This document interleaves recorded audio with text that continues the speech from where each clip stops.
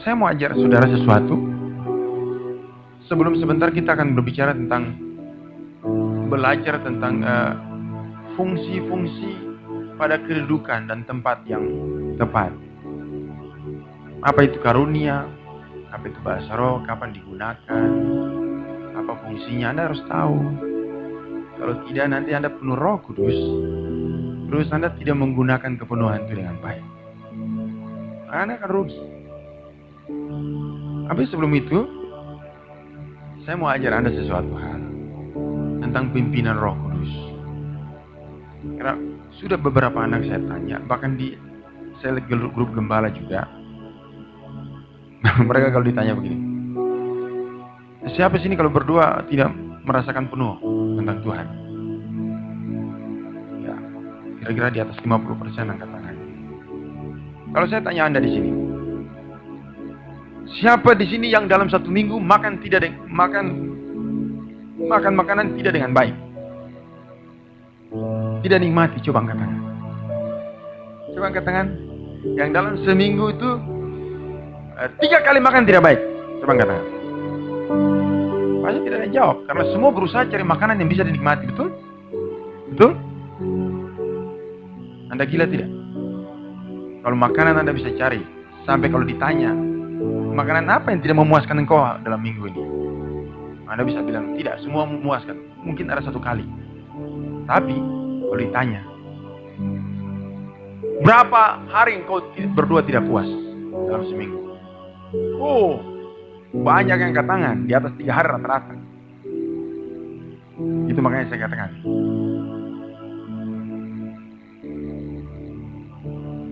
Anda bisa berusaha untuk makan yang baik, supaya Anda memuaskan perutmu itu. Tapi Anda tidak tahu cara memuaskan perut rohanimu itu. Anda pembohong.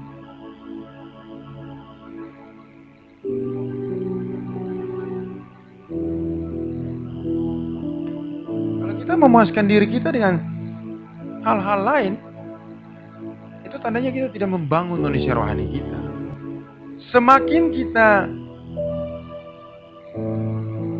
rajin berdoa, rajin baca firman, nanti engkau akan nikmati. Jadi itu seperti sesuatu yang sangat nikmat, bukan paksaan.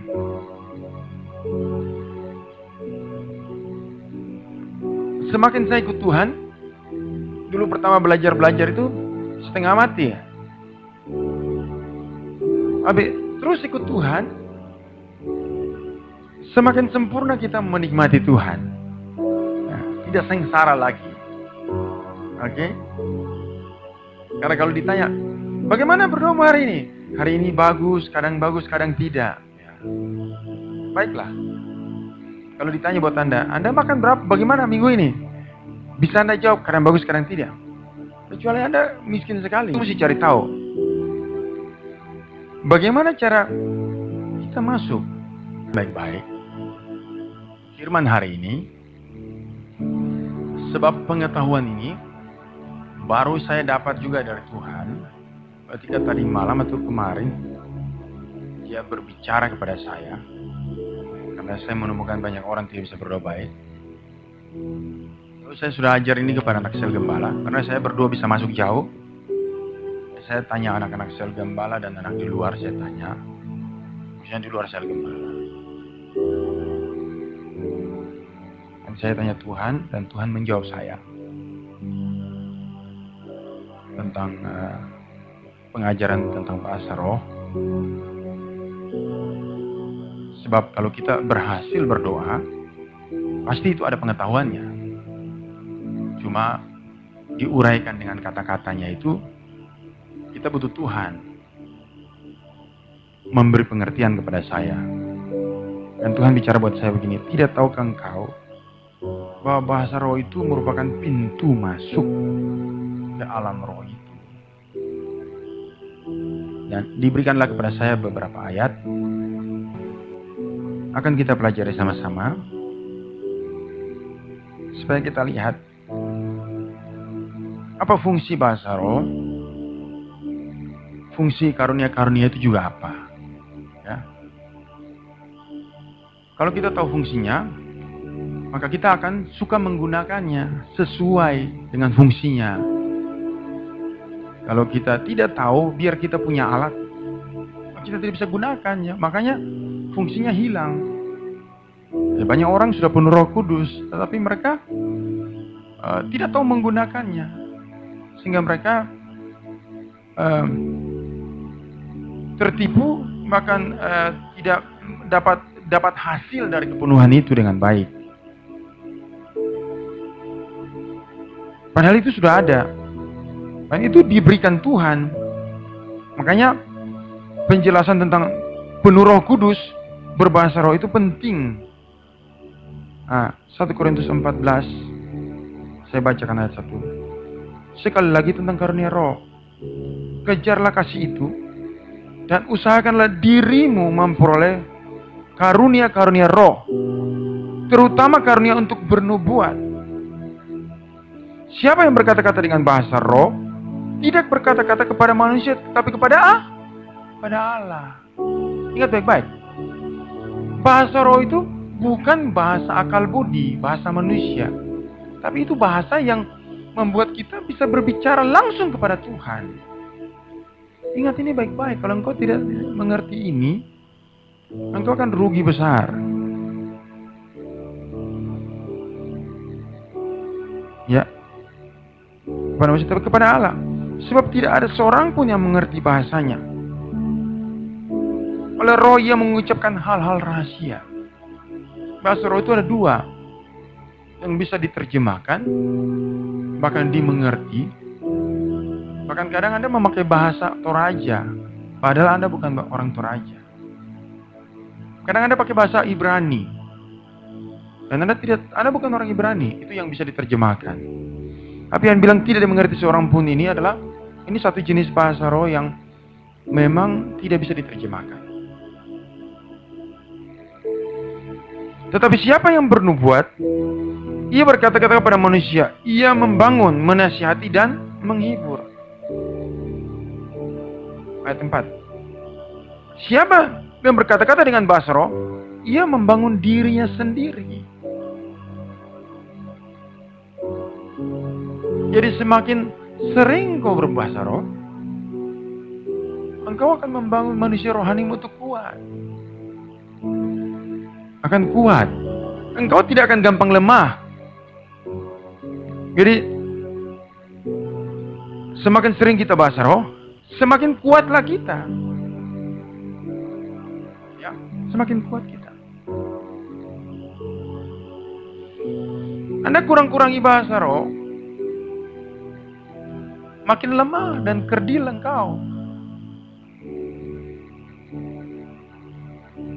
Ini khusus yang mereka yang penuh Roh Kudus dulu ya. Dan yang belum penuh, kejar, jangan santai.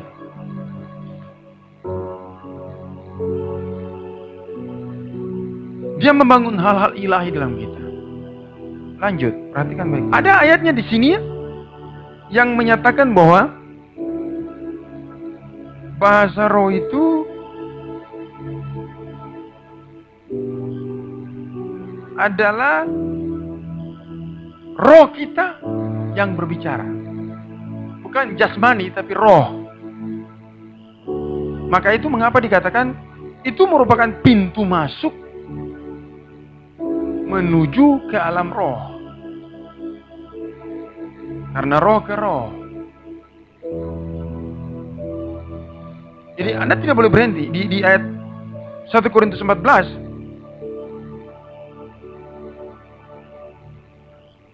Ayat 13 dikatakan, karena siapa yang berkata-kata dengan bahasa roh, 14. Sebab jika aku berdoa dengan bahasa roh, maka rohkulah yang berdoa. Tetapi akal budiku tidak turut berdoa. Jadi apakah yang harus kubuat? Aku akan berdoa dengan roh, tetapi aku akan berdoa juga dengan akal budiku. Jadi di dalam doa itu bukan hanya bahasa roh, tetapi juga ada akal budi, bahasa manusia yang kita pakai. masuk ke alam roh, melingkupi kita, kita perlu berbahasa roh. Karena Allah itu roh, harus menyembah Dia dalam roh dan kebenaran. Allah itu roh, kita juga punya roh. Kita diberi bahasa roh supaya kita bisa sama roh dengan Tuhan. Mengerti maksudnya? Oleh karena itu, bahasa Indonesia itu terbatas. Ketika kita mau menyembah Dia dalam kebenaran, roh dan kebenaran, kita harus berbahasa roh. Sebab dikatakan firman Tuhan, ketika aku berbahasa roh, maka rohkulah yang berdoa. Akal budiku tidak turut berdoa. Makanya kita perlu penuh roh. Ketika kita berbahasa roh, kita sedang menyembah di dalam roh dan kebenaran. Semakin kita banyak berbahasa roh, kita akan pindah lokasi dari dimensi manusia kepada dimensi roh. Lalu kita mulai merasakan kita diliputi oleh hadirat Tuhan. Roh Kudus yang mulai menjamah. Iya, karena memang kita sedang menyembah di dalam roh. Anda tangkap ini? Jadi kalau Anda kurang-kurang berbahasa roh, Anda tidak akan diliputi dan roh Anda tidak akan bangkit dan bangun. Makin sering kita berbahasa roh itu makin baik. Biar dia kecil-kecil, tapi kalau dia lama, itu sangat baik.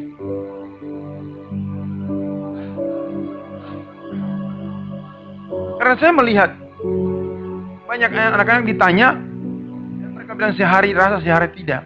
Padahal saya rasa terus begitu. Lalu waktu saya tanya Tuhan, dan Tuhan berbicara melalui Roh Kudus berbicara. Apa yang kau buat itu, yang sudah saya ajar buat anak-anak saya. Kau berdoa itu begini, jangan berdoa dulu, bahasa roh dulu. Saya kalau pertama itu bersila dulu, saya bahasa roh dulu. Saya bahasa roh kecil-kecil di kamar. Kecil, bahasa roh. Tiba-tiba sesuatu terbuka. Begitu dia terbuka, dia melengkupi, dia mulai bungkus kita.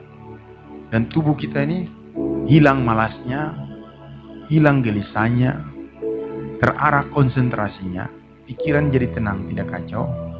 Nah, mulailah kau berdoa. Saya bilang buat anak-anak saya gembala, bayangkan saja kalau engkau berdoa dengan 3 keinginan.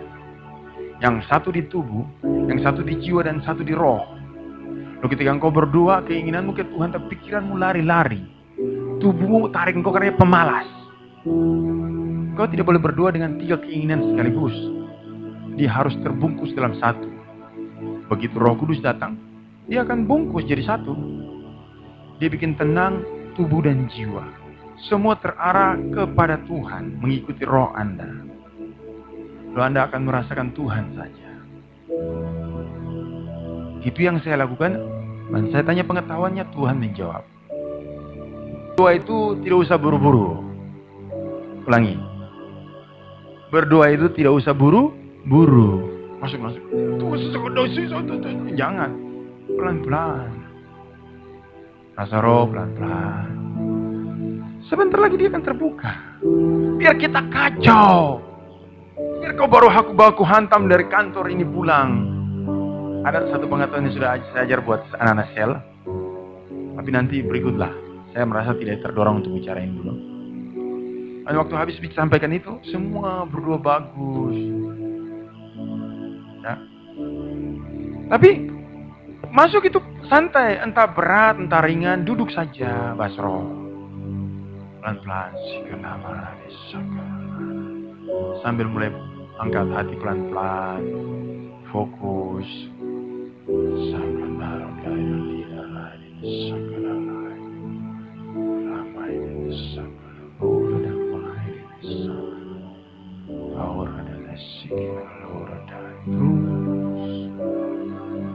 Terus tiba-tiba engkau rasa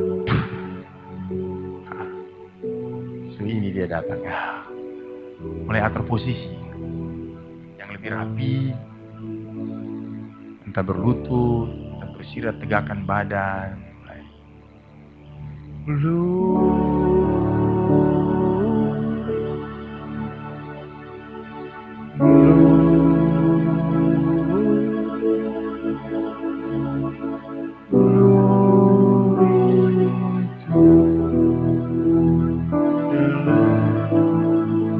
Ini harus menjadi kedua.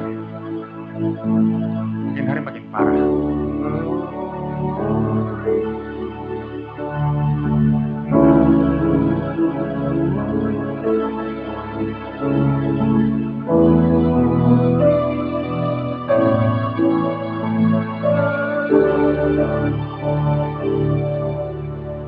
Kalau Anda terbiasa menyembah dalam orang kebenaran, saya kalau kasih tangan begini, itu gelombang roh di dalam saya ikut.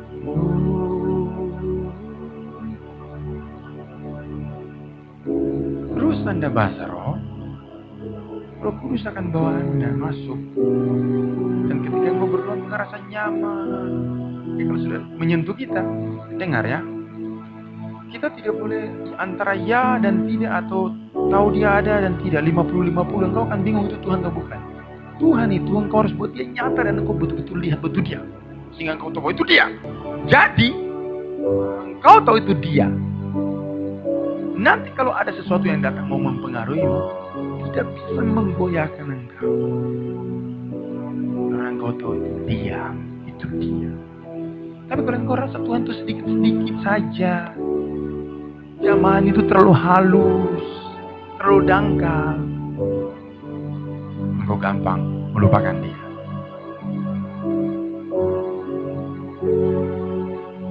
Saya ajar saudara sesuatu hal, rasakan dia itu harus melimpah. Melimpah. Kalau engkau merasakan dia melimpah, engkau tidak akan meninggalkan ruangan itu. Amin. Engkau akan suka sekali itu ruangan. Engkau akan suka berdoa, sehingga Tuhan Yesus bilang begini, Marta, engkau menyibukkan diri dengan banyak perkara. Tetapi satu hal, Maria telah mengambil bagian yang terbaik, yang tidak bisa diambil daripadanya. Ketika engkau tahu cara berdoa, orang tidak bisa angkat engkau keluar dari doamu. Biar engkau kemana, tetap engkau akan mau berdoa. Orang lain kemana, mereka ke dapur, masak makanan isi perut mereka. Tapi engkau, kemanapun engkau pergi, engkau akan duduk dan mencari wajahnya. Amin. Dan itu tidak akan pernah hilang daripadamu. Jangan engkau bosan. Bahasa roh itu diberikan Tuhan bagimu untuk menjebol pintu-pintu daging, pintu-pintu kemalasan, pintu-pintu dan benteng-benteng yang hari ini menutup engkau untuk bertemu Tuhan. Bahasa roh lah yang banyak, maka engkau akan tembus masuk dan bertemu dengan Tuhan. Ada amin. Jadi kalau Anda penuh Roh Kudus, Anda jangan buang itu penuh Roh Kudus. Itu bukan hal yang gampang. Beberapa orang susah sekali ketemu penuh Roh Kudus.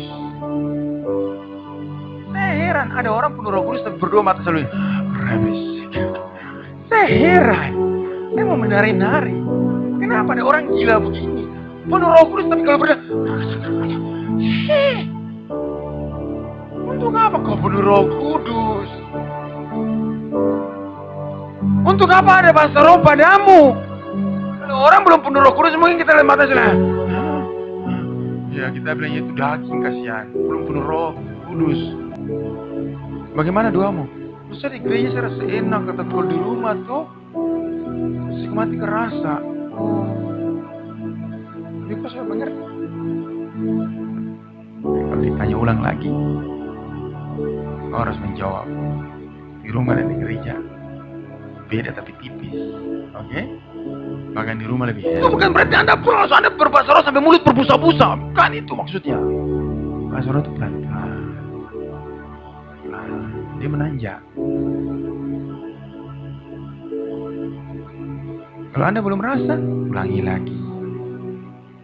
Makanya orang baru yang penuh Roh Kudus itu harus sering berbahasa roh. Tidak boleh kurang-kurang. Oke, tangkap. Jadi pulang itu yang tukang-tukang sono itu, kan mata-mata ayam itu daging. Ketika engkau berbahasa roh terus, dengar ya, saya punya satu pelajaran yang sering saya lakukan begini. Daging itu, dia tidak pernah menang dari Anda. Dia tidak pernah menang dari saya. Selama engkau masih muda, kecuali Anda sudah jadi mumi, selama engkau belum jadi mumi dan belum mati haid, kau akan selalu punya nafsu dalam daging. Apalagi memang kelihatan mata keranjang, itu betul-betul bukan keranjang sampah lagi, keranjang rumah. Selama engkau punya itu, jangan pernah berhenti berdoa, atau kau akan jadi serigala yang jahat. Serigala pasti jahat. Kalau domba jahat lain. Domba jahat bagaimanapun itu domba. Kalau serigala baik bagaimanapun tetap serigala. Selama daging masih menempel di tubuh dan kau belum jadi pocong atau mumi, dengar baik-baik. Kau tidak boleh berhenti berdoa. Dengar. Apalagi daging yang model begini. Kalau lewat sedikit lihat kaca. Kita takut dong. Orang mana bilang dapat takut kita. Laki-laki di neces-neces. Kecuali opa-opa tua rewot. Paulus saja bilang, tolaklah pendaftaran janda-janda yang di bawah 60 tahun. Padahal perempuan kan 50 tahun ke atas sudah tidak lagi datang bulan. Walaupun bulan di langit masih ada.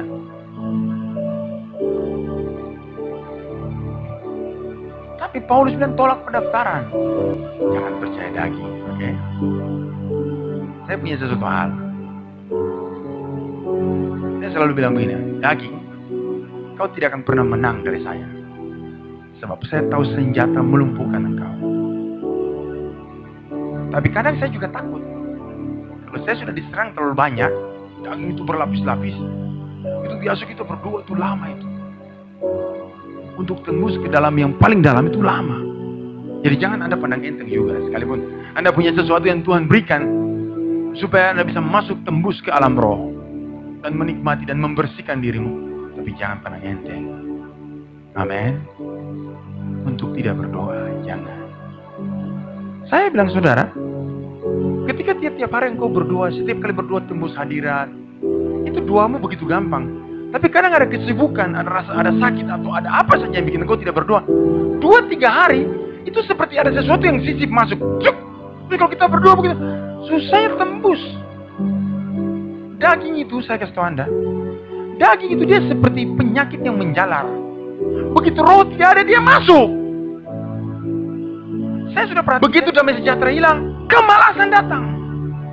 Dia masuk di dalam hati. Makanya saya selalu perhatikan. Ini damai. Kalau saya mulai lihat ada sesuatu bergerak-gerak, ini daging, cepat-cepat nih masuk dia. Tidak berbahasa roh. Kalau tidak, Anda tidak akan pernah jadi rohani. Kalau hari ini ada orang bilang begini, kenapa saya dilarang begini, kenapa saya dilarang begini? Itu karena daging. Nah, jangan kau marah-marah dulu. Jangan kau marah-marah dulu. Lakukan dulu firman, berdoa taat. Saya bilang, selama saya ikut Tuhan, saya punya daging juga jahat. Saya kenal dia. Saya bisa bawa itu kepada Anda juga, saya bilang. Makanya saya bisa bilang, biar kau jahat bagaimana. Saya bisa memberi engkau resep untuk engkau jadi baik. Biar kau punya mata keranjang kayak dari keranjang besi, bukan keranjang rotan ya. Tetap bisa berubah. Asal engkau mau. Memang orang pertama bertobat, apalagi kalau dia nakal toh. Kalau dia perempuan, pasti dia laki-laki yang gagah-gagah. Ini mau tarik leher ini bisa. Begitupun laki-laki. Ini dia pasti lihat cece di sana yang. Tapi kalau engkau ikut Tuhan terus, lama-kelamaan matamu tidak ke kiri ke kanan lagi, menyimpang ke kiri langsung ke atas. Tuhan terus. Amin. Amin. Kalau engkau dalam keadaan daging apapun yang kau alami, dia menyerangmu, Dia membuat engkau mengingini hal-hal jahat. Dia membuat konsentrasimu hilang. Duduk di hadirat Tuhan. Mulailah berdoa. Berbahasa roh kecil-kecil. Terus. Pernah Anda berdoa dan Anda melihat seperti tembok besar di depanmu? Pernah Anda berdoa Anda rasa bahwa tidak bisa loncat ditembus? Susah sekali. Jangan takut. Terus bahasa roh. Terus. Pernah Anda rasa Anda dituduh? Bahasa roh terus. Lama-kelamaan jebol. Lalu engkau akan bilang, merdeka. Ya.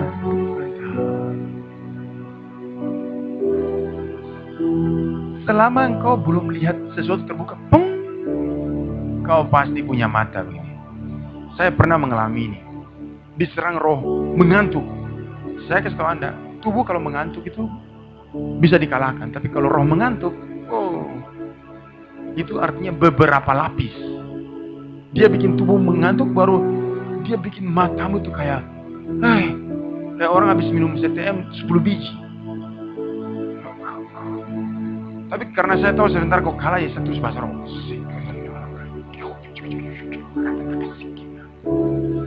Sampai kalau sudah tidak tahan menghadap ke tempat tidur. Sangkara namanya. Waduh, dagu berat. Tidur 20 menit. Sangkara. Terus bahasa roh tiba-tiba ini waktunya saya berdoa. Belum betul berdoa. Tapi kalau rasa tidak menang, tidur dulu. Nanti bangun, coba lagi. Oke? Kalau bahasa roh kecil-kecil, tapi dengar baik-baik. Itu bahasa roh itu ada 2 ya. Saya biasa dengar tuh para pria. Orang kalau jarang berdoa, dia punya bahasa roh itu kosong. Biar besar, tidak berisi. Sakarabo itu, bahasa roh bodoh itu. Kering. Bahasa roh itu, kalau kita terbiasa berdoa, bahasa roh itu dia berisi. Dia berisi aliran dari roh. Jadi kalau Anda jarang berdoa, Anda bahasa roh itu kosong. Tidak ada isi. Makanya sering-sering berbahasa roh. Kedengaran tuh kalau orang biasa berdoa, coba bahasa roh. Ya. Bahasa roh ini tidak berguna. Tidak akan membawa Anda masuk ke hadirat. Kalau orang biasa bahasa roh, biar kecil-kecil itu kualitasnya tinggi. Sekarang keluar dari roh. Sedikit-sedikit. Tapi dia menjebol. Dia bawa Anda masuk. Itu dia bawa pintu masuk. Belum masuk ke dalam itu. Kalau Anda tidak tahu pintu masuk, bagaimana Anda mau masuk ke dalam rumah? Bagaimana Anda masuk ke hadirat kalau pintunya saya tidak terbuka? Makanya itu bahasa roh harus dikerjakan terus. Biasa anak laki-laki itu kedengaran sekali kalau berdoa. Ini saya bukan rahasia saja, tidak pernah cerita. Kalau ada yang mulai bahasa roh keras, Sangkarabon, itu karena paksa supaya tidak mengantuk. Ketahuan sekali. Erikson ini. Tapi bahasa roh keras supaya tidak mengantuk. Oh, di sana juga.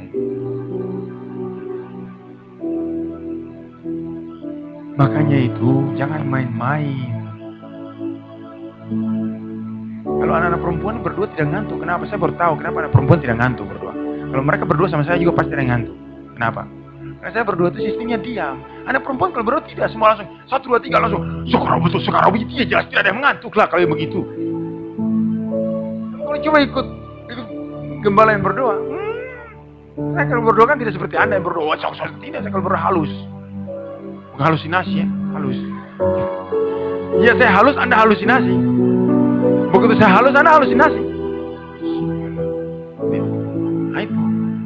Jadi saya cepat ke roh, Anda cepat ke sono. Saya perhatikan, oh pantas nih perempuan berdoa begini pasti dia tidur. Bukan mau tidur, sanggup 1, 2, 3. Oh sekarang udah selesai. Oh pantas tidak tidur, kalau gitu Eri juga tidak tidur kalau begitu. Mampu juga dia. Sampai bau busuk, tum.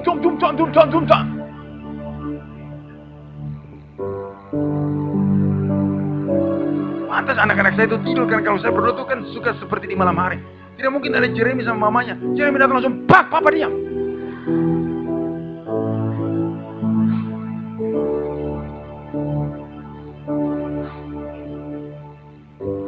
Makanya saya berdoa itu sangat diam.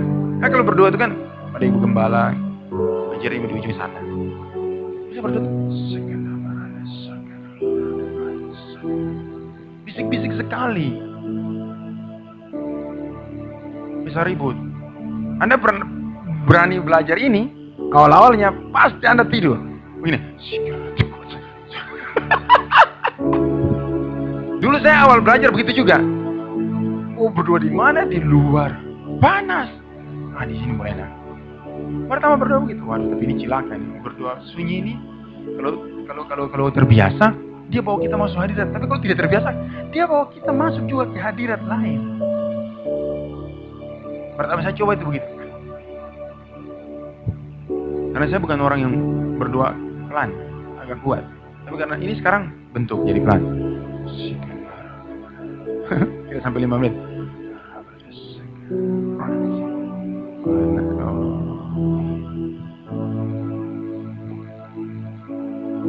Anda akan tahu tempat kos itu kecil, apalagi berdampingan dengan saudara. Tidak mungkin Anda berdoa ribut. Satu peristiwa pernah terjadi di kampung. Jadi pintar-pintar kita berdoa supaya kemana-mana kita pergi itu kita membawa Tuhan di hati kita. Amin. Kita tetap ada Tuhan. Kalau kita bodoh itu, akhirnya suatu waktu kita kehilangan hati untuk berdoa. Makanya bahasa roh diberikan untuk apa? Pelajari baik-baik, gunakan. Nubuat diberikan untuk apa? Kan kita tidak bisa bernubuat sendiri dalam kamar. Tiba-tiba Lisa di kamar bilang, hai hamba-hambaku dan anak-anakku. Wah. Anak-anak siapa? Anak toke, cicak apa? Nah, kita juga tidak bisa di jemaat ini kita berbahasa roh. Sangkaraboto sokoroboto kowe. Kau diam, kau ribut. Paulus bilang apa? Di dalam pertemuan jemaat, kalau engkau berbahasa roh, harus ada arti. Kalau tidak ada arti, sebaiknya engkau berdiam diri. Kecil-kecil suaramu maksudnya. Ya toh? Tapi bernubuat itu harus di jemaat. Ya. Bukan di kamar. Tiba-tiba kita dengar begini di kamar. Siapa lagi bernubuat? Yang biasa bernubuat. Uli bernubuat. Hamba-hambaku dan anak-anakku. Di mana kau berada? Nubuat itu karunia Nabi. Oke? Ingat baik-baik ya, Ishak itu bukan Nabi. Ya. Pokoknya Anda harus ingat baik-baik ya, Adam itu bukan Nabi. Ya, bukan. Ada yang lain bilang Nabi Adam. Bukan Nabi, masa Adam dia lahirkan baru dia mulai bicara kepada binatang-binatang. Itu Nabi itu artinya diutus untuk menyampaikan firman. Masa Nabi bicara-bicara buat binatang? Diberkatilah engkau, firman Tuhan berkata, hei gajah. Ya. Jadi jangan sembarang-sembarang bilang Nabi itu Nabi Adam. Dari mana kau tahu Adam itu Nabi? Kau tahu apa arti Nabi? Pasti tidak tahu itu. Tidak tahu. Makanya dia sebelah bilang Nabi. Kalau begitu saya juga bilang saya Nabi. Tahu? Nabi bilang semua.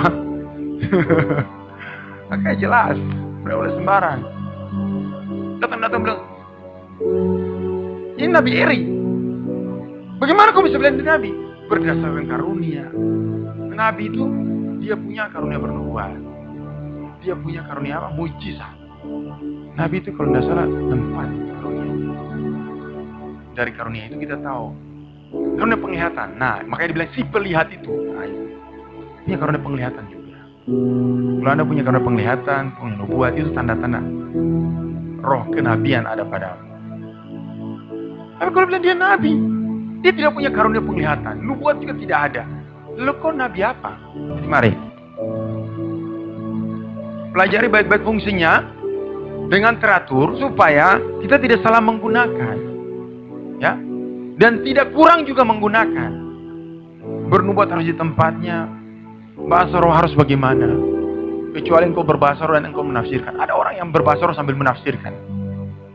Itu karunia menafsirkan. Jangan saudara dengar-dengar bahwa ini kayaknya bunyinya begini. Oh, jangan. Karunia menafsirkan tuh. Nanti saudara dengar orang bahasa roh, tiba-tiba Roh Kudus yang kasih tahu tafsirannya begini. Tak tak tak tak tak tak. Oh. Itu karunia.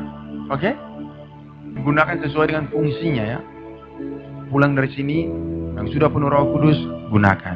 Yang belum penuh Roh Kudus, kejar kepenuhan. Jangan santai. Dan ingat baik-baik ya. Kalau sudah kepenuhan Roh Kudus, Anda tidak layak untuk mengantuk dan tertidur sementara berdoa. Karena Anda sudah diperlengkapi untuk berdoa dengan benar. Anda bukan orang-orang yang belum penuh Roh Kudus.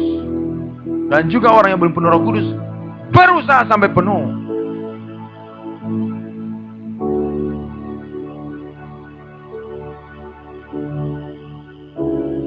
Ditangkap, dikopi, diterima. Amin. Dan ingat baik-baik. Kalau engkau mau kedagingan, gampang. Jangan berdoa. Nanti engkau jadi jahat. Dengar, kalau engkau jahat bagaimanapun, engkau bisa dirubah kalau engkau ketemu Tuhan dan engkau menyembah dan engkau tahu berdoa. Tapi biar engkau lembut bagaimana, engkau bisa jadi jahat setelah engkau tidak berdoa sekian lama. Jadi di dalam doa itu ada bahasa roh, tetapi juga ada bahasa Indonesia, ya.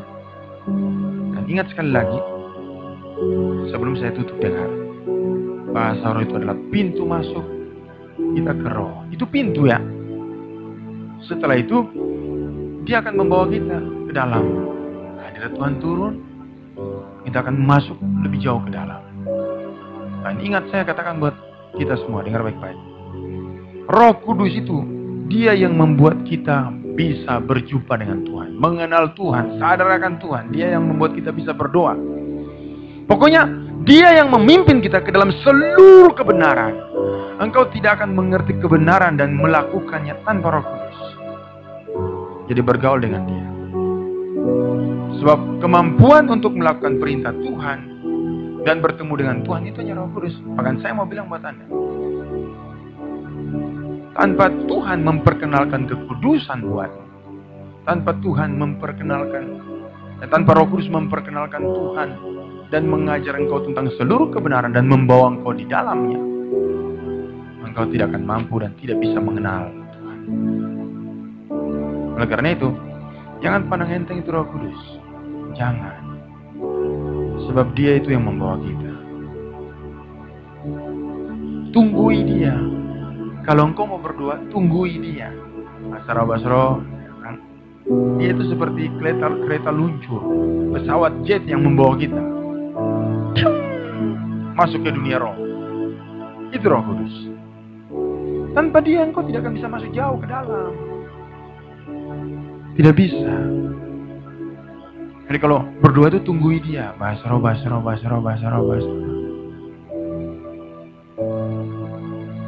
Kalau hari ini engkau rasa dagingmu jahat, kejar Tuhan mati-matian.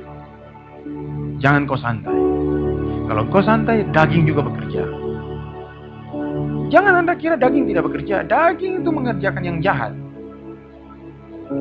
Kejar Tuhan. Kalau engkau rasa hari ini pikiran melayang-layang, keinginan kacau, kejar Tuhan. Mungkin awal-awal itu setengah mati. Namanya juga orang cari Tuhan. Kita kan tidak turut tengadah ke langit terus hujan dicurahkan di mulut baru kita buka. Kita mau minum kan kita musik masak, timba air atau pompa. Ya puji Tuhan sekarang kan ada sekarang kan tinggal kontak, pompa air naik. Dulu kita pompa dragon, masih ingat?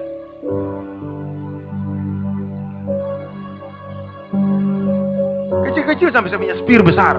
Oh, spir. Otot ini ya. Habis itu ke kiri lagi. Habis ke kanan lagi. Masih baik kita masih punya pompa itu dulu. Timba, ada yang timba. Pertama dulu kita timba. Pertama dulu saya ingat tuh pompa yang keluar pertama tuh dragon dulu. Sebelum pompa yang lain. Itu dulu.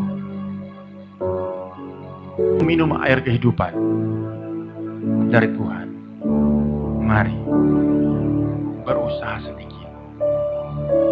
latih dulu.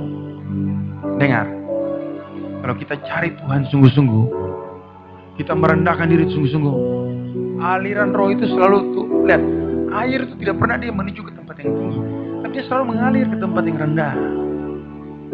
Kalau kita rendah hati, Roh Kudus itu akan turun dan penuhi hati kita. Amin. Amin. Yang satu lagi sebelum tutup, dengar baik-baik. Dengar baik-baik. Firman Tuhan bilang begini, carilah dahulu kerajaan Allah dan kebenarannya, maka semuanya akan ditambahkan padamu. Itu bagaimana cara? Orang berpikir, bagaimana cara cari kerajaan Allah? Baru semua ditambahkan. Ketika engkau mengerti tentang bagaimana Roh Kudus bekerja, bagaimana kelengkapan-kelengkapan yang dikasih, termasuk bahasa roh, karunia-karunia dan fungsi-fungsinya pada tempatnya, engkau pasti akan dapat mengejar kerajaan Allah. Amin. Dan ketika engkau mendapat kerajaan Allah, maka semuanya akan ditambahkan bagimu. Tadi malam saya heran, saya cuma cerita ini. Sementara saya duduk-duduk, saya dengar suara berapa hari lalu. Saya duduk, saya lagi dihitung tiap minggu kan, kalau per bulan masuk, persembahan masuk, bolo hitung sebagian, saya hitung perpuluhannya. Tiba-tiba Roh Kudus bilang sama saya begini, untuk apa kau hitung uang yang sedikit itu? Saya bilang, berarti saya akan hitung uang yang lebih banyak dari itu. Amin. Tadi malam saya duduk-duduk, tiba-tiba ada suara dari dalam roh, saya bilang, hai orang yang diberkati Tuhan. Suara itu berbicara terus sampai saya masuk di kamar mandi. Hai orang yang diberkati Tuhan, macamnya ini ada sesuatu yang mau datang. Ada apa ya?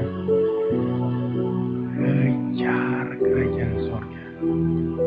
Ketika beberapa waktu lalu saya menyembah Tuhan, saya diam, Tuhan berbicara buat saya. Pada tingkat tertentu, ketika engkau menemukan aku,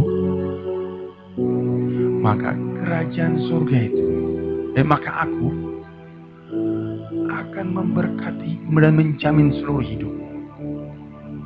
Makanya saya taruh di BB, kalau engkau menemukan kerajaan surga, maka kerajaan surga akan menjamin seluruh hidup. Nanti engkau kaget, kenapa tiba-tiba ini datang, kenapa? Itu disediakan bagi mereka yang mendapatkan kerajaan surga, yang mendahulukan kerajaan surga, mencari dan mendapatkan, maka semuanya akan ditambahkan. Bukan satu, semuanya. Amin. Kalau engkau lihat sesuatu datang, saya mau murah, tapi datangnya mahal. Kenapa yang istimewa-istimewa? Kalau engkau mengistimewakan Tuhan di hatimu, engkau meninggikan Dia lebih tinggi dari semuanya, maka engkau juga layak mendapat hal-hal yang tidak engkau pikirkan. Amin. Tidak pernah timbul di hati, tidak pernah engkau lihat, tidak pernah engkau dengar. Dan ingat baik-baik, hanya Roh Kudus itu yang bisa membuat engkau mendahulukan kerajaan surga. Saya banyak hal saya tidak bisa memahami dan lakukan sendiri, tapi Roh Kudus itu selalu bergerak pada saya. Dia bilang begini, ketika saya mengalami sesuatu yang berat, Dia selalu menyuruh saya, tinggikan Tuhan. Kalau kau ada masalah, masuk berdoa cepat. Jangan kau lihat itu masalah, cepat tinggikan Tuhan setinggi-tingginya di hati. Sembah Dia. Sebentar rasa aman muncul, itu beres. Saya ingat dulu, saya masih belum lama lahir baru, kami pergi di Pindrang kalau salah. Kami mendoakan orang kemasukan setan.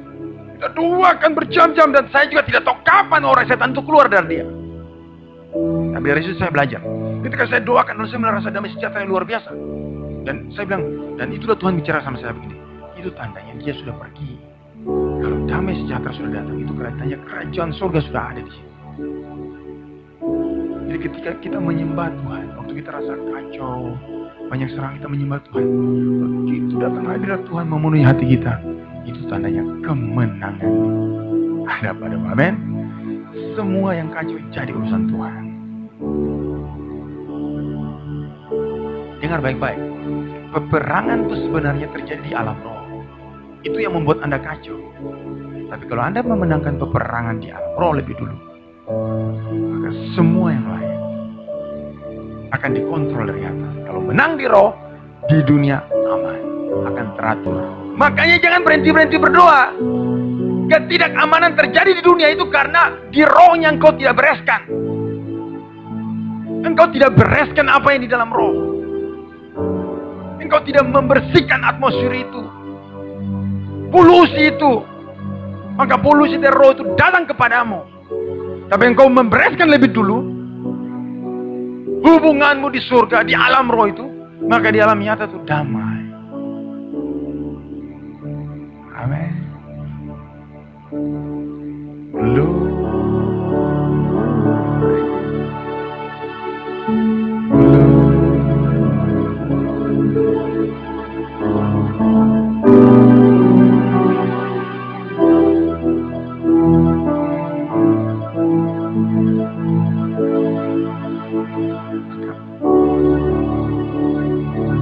Jadi ingat baik-baik, pelajari firman Tuhan dengan baik.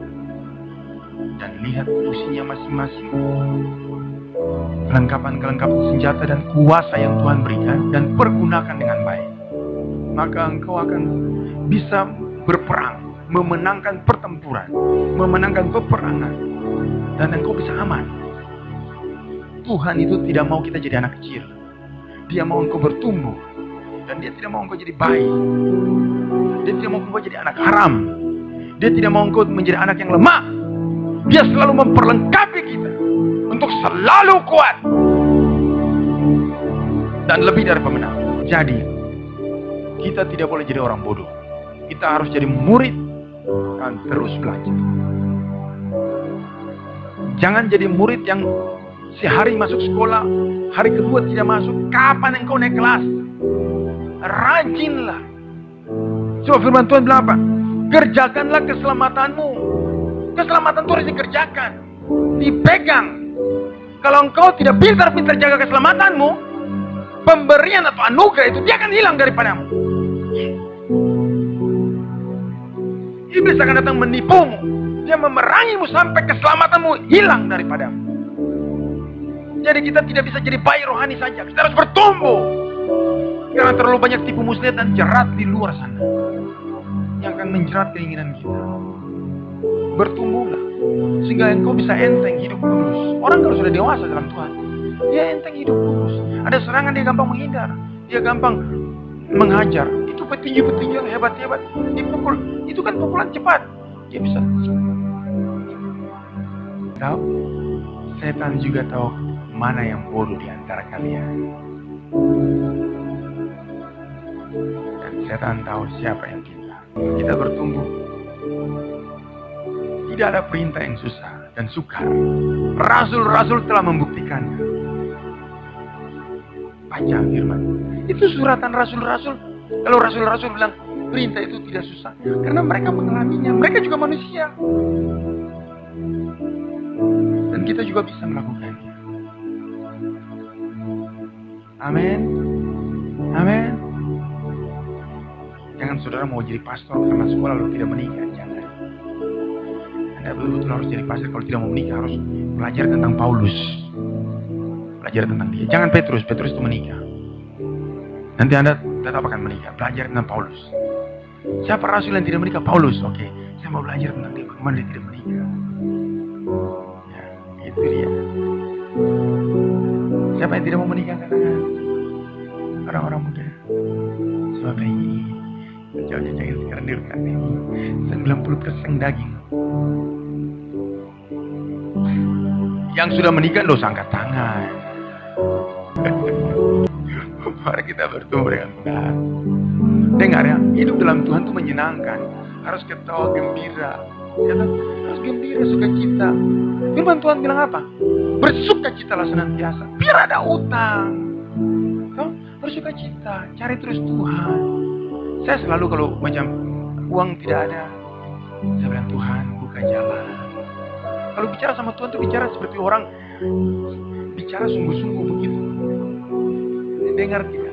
Kalian kalau tidak biasa dengan Tuhan tuh bicara seperti kosong itu. Tuhan bukalah jalan. Tapi kayak rasa Tuhan tidak ada. Berasa. Iya rasa. Pasti rasa.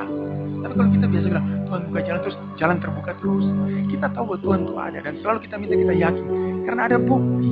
Amin. Ada perjumpaan. Tapi kalau Anda tidak pernah bicara sama Tuhan, Tuhan buka jalan, jadi tidak ada jalan. Makanya berjalan dengan Roh Kudus dan lihat dia buka jalan. Nggak usah pakai bilang, aduh stres ini. Ya kalau stres bagaimana uang jatuh dari langit, mereka tombak daging lempar uang ke bawah begitu. Tuhan buka jalan. Terus tiap hari bilang, pasti terbuka.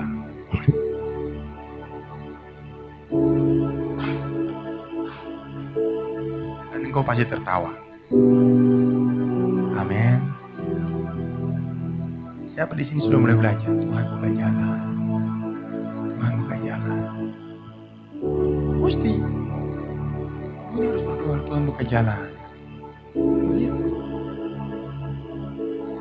Kalau kita cari jalan tuh susah. Nanti ketemu buntu torpedo. Ujung-ujungnya buntu. Kalau Tuhan buka jalan tuh jauh sampai tidak habis-habis. Mari. Sebelum saya tutup saya bilang begini. Kalau Anda bergaul dengan Roh Kudus hari ini, Anda tidak akan pernah kehabisan akal untuk memperoleh sesuatu. Seperti minggu lalu saya katakan buat Anda, daging itu selalu membuat Anda tidak haus akan Tuhan. Tapi Roh Allah itu selalu membuat engkau haus akan Tuhan dan tidak pernah habis. Selalu membuat engkau tidak puas dengan Tuhan, bukan karena hal lain, tapi seperti mau menggapai Tuhan terus-menerus dan tidak pernah engkau puas. Sama, ketika engkau berjalan Roh Kudus, selalu akan ada jalan. Amin. Saat kelihatan tidak ada jalan, selalu akan ada jalan. Kalau Roh Kudus mendampingi kita, jalan-jalan yang tertutup akan terbuka. Amin.